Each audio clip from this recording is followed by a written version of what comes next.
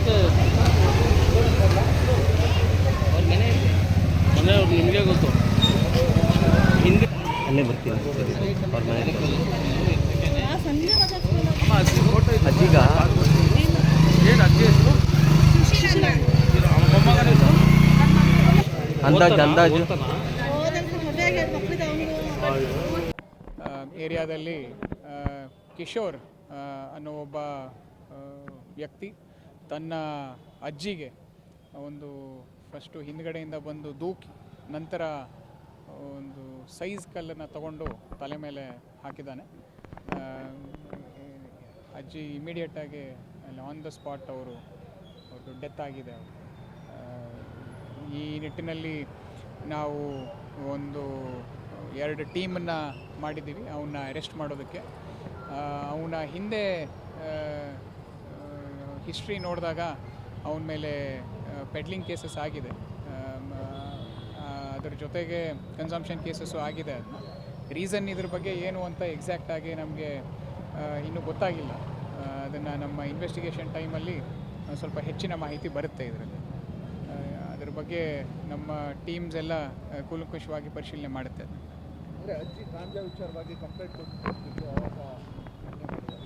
ಅದ್ರ ಬಗ್ಗೆ ಕಮೆಂಟ್ ಮಾಡೋದಕ್ಕೆ ಇವಾಗ ಸದ್ಯಕ್ಕೆ ಆಗೋದಿಲ್ಲ. ಬಟ್ ಅವನ ಗಾಂಜಾ ಹಿಸ್ಟ್ರಿ ಇತ್ತು ಅನ್ನೋದು ನಮಗೆ ನಮ್ಮ ಕೇಸಸ್ ಆಗಿರೋದ್ರಲ್ಲೇ ಗೊತ್ತಾಗುತ್ತೆ ಅಂತ.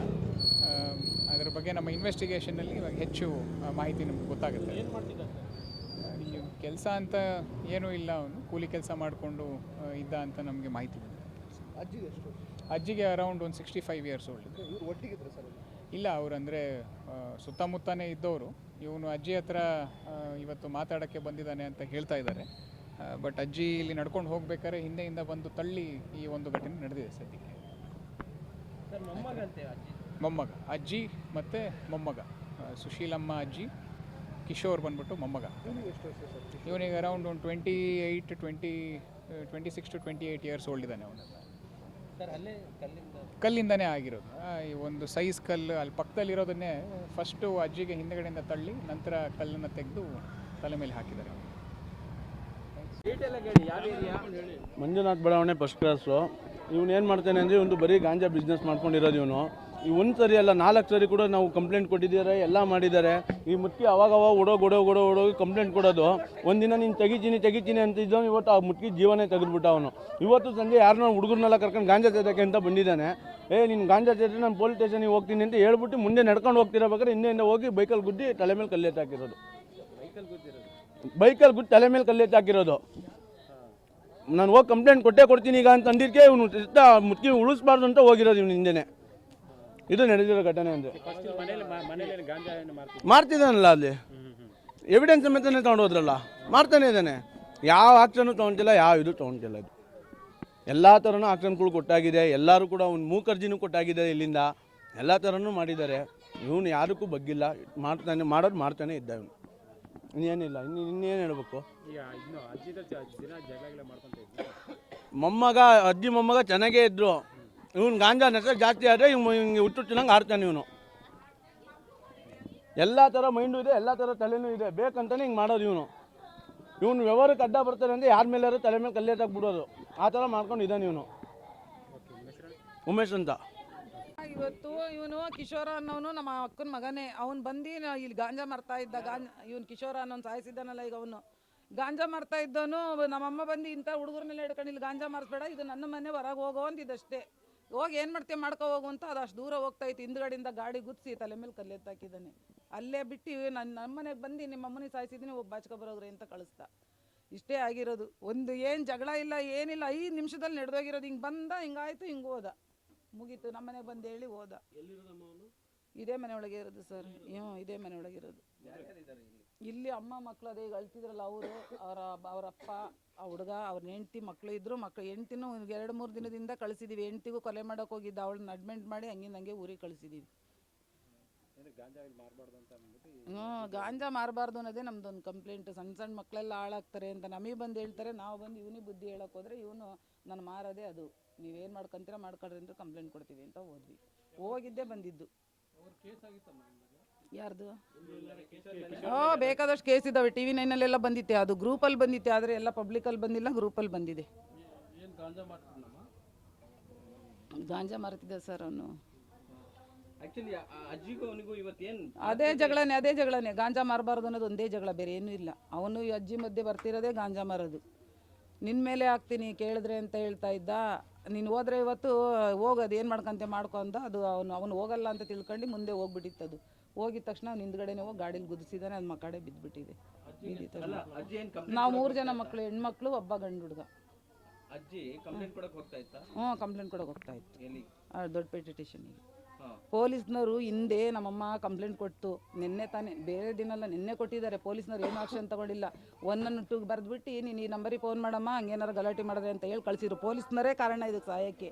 ನಿನ್ನೆ ಒಂಚೂರು ಬಂದು ಅವನಿಗೆ ಹೇಳ್ಕೊಂಡು ಹೋಗಿದ್ರೆ ಇವತ್ತು ಈ ಕತೆ ಆಗ್ತಾನೆ ಇರಲಿಲ್ಲ. ಪೊಲೀಸ್ನವರೇ ಅರ್ಧ ಕಾರಣ ಇದಕ್ಕೆ. ಮನೇಲೇ ಮರ್ತಿದ್ದು ಸರ್. ಈಗ ಎತ್ಕೊಂಡು ಹೋದ್ರು.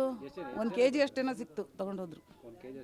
ಗಾಂಜಾ ತಗೊಂಡೋದ್ರು. ಇಲ್ಲಿದೆ ನೋಡಿ, ಇವನೇ. ಎಷ್ಟು ಮಕ್ಕಳು ಅವನಿಗೆ?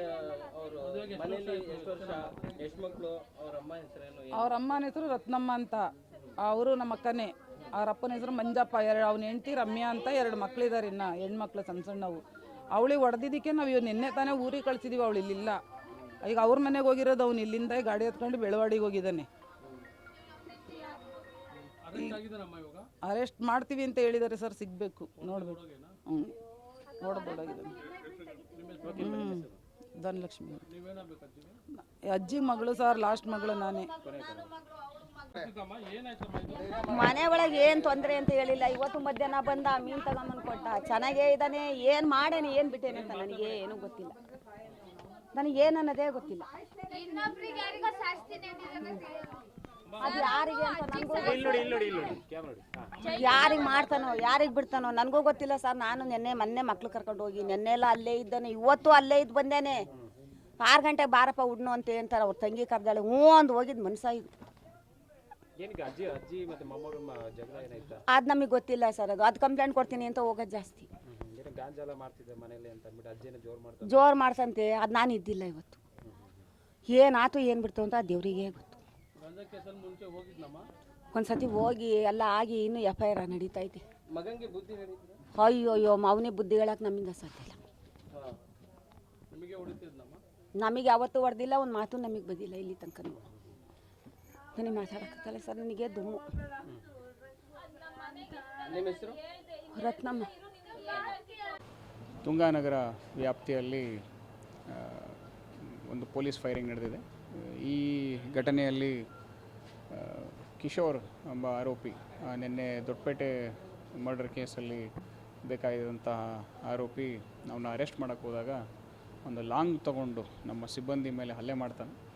ಸಿಬ್ಬಂದಿ ಮೇಲೆ ಹಲ್ಲೆ ಮಾಡಿದಾಗ ಅದನ್ನು ಅವಾಯ್ಡ್ ಮಾಡೋದಕ್ಕೆ ನಮ್ಮ ಇನ್ಸ್ಪೆಕ್ಟರ್ ಅವರು ಫಸ್ಟು ಒಂದು ಏರ್ ಫೈರ್ ಮಾಡಿ ನಂತರ ಅವನ ಲೆಫ್ಟ್ ಲೆಗ್ಗಿಗೆ ಒಂದು ಫೈರ್ ಮಾಡಿದ್ದಾರೆ.